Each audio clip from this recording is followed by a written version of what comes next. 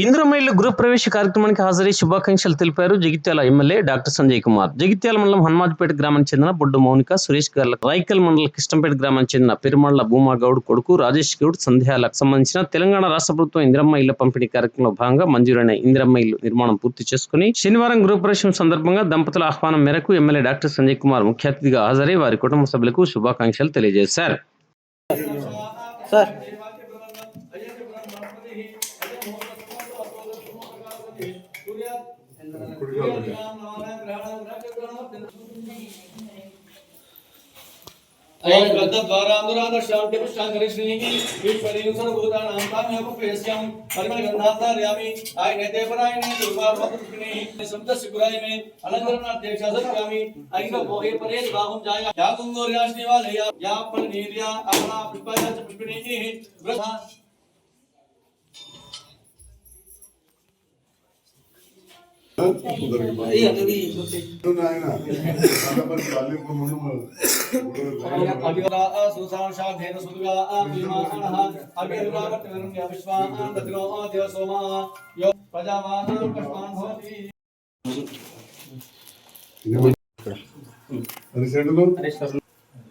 Right sir ఇక్కడ okay sir.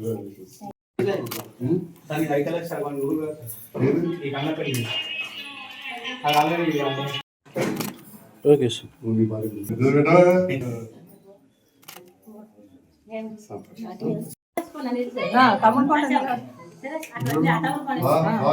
Doctor కావాలి Sanjay sir లెక్క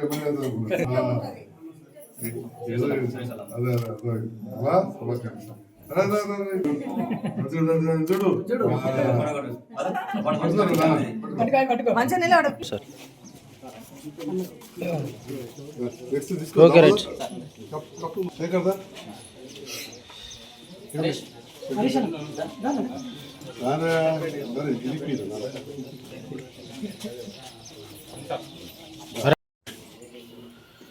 జగిత్యాల మండలం హనుమాజ్పేట గ్రామానికి 20 ఇందిరమ్మ ఇండ్లు మంజూరైన సందర్భంలో బొడ్డు మౌనిక సురేష్ వాళ్ళు పూర్తి స్థాయిలో ఇల్లు నిర్మించుకొని ఈరోజు గృహప్రవేశ సందర్భంలో నన్ను ఆహ్వానించడం జరిగింది.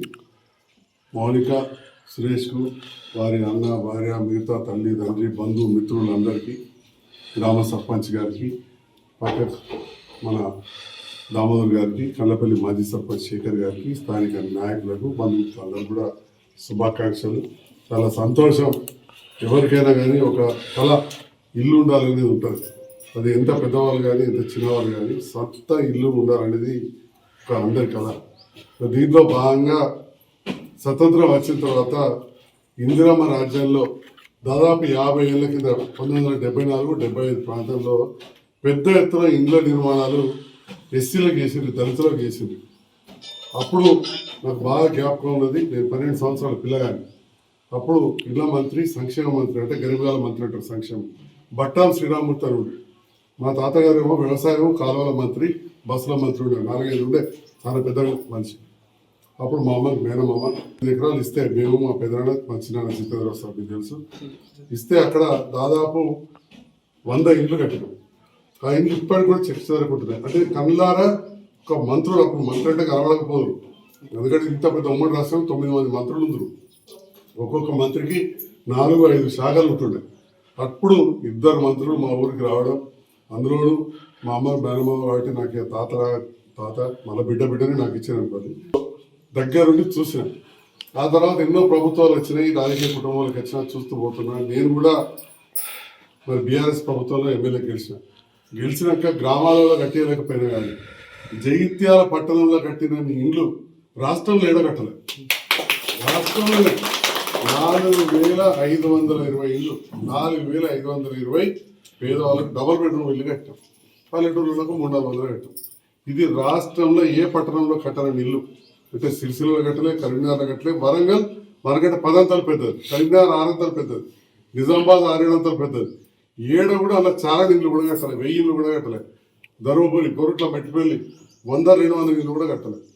అంటే మొదటి నుంచి కూడా ఈ ఇల్లు ఉండాలి అనే ఆలోచన. నేను రాజకీయాలకు ఒక డాక్టర్గా ఉండి వచ్చినప్పుడు నేను గతంలో ఉన్న అనుభవంతో రాజకీయ కుటుంబంలోకి లక్ష్యం కాబట్టి జగిత్యాల నియోజకవర్గానికి ఏదైతే గౌరవ ముఖ్యమంత్రి రేవంత్ రెడ్డి గారు, అదేవిధంగా ఇండ్ల మంత్రి పొంగులేటి శ్రీనివాసరెడ్డి గారు 3,500 ఇండ్లు ఇస్తూ నేను మరి ఆ పార్టీలో గెలిచినా ఈ ప్రభుత్వంతో పనిచేస్తున్నా, నాకేమి ఇస్తారు మరి, నాకు ఇండ్ల రెడ్డి కళ. అంతకుముందు కూడా ఎక్కువ ఇండ్లు తీసుకొచ్చిన వేరే దగ్గర ప్రతి నియోజకవర్గం 1,500 ఇస్తే 500 కూడా కట్టలేదు. కూడా ప్రజలు అదే రకంగా నన్ను ఆదరించారు.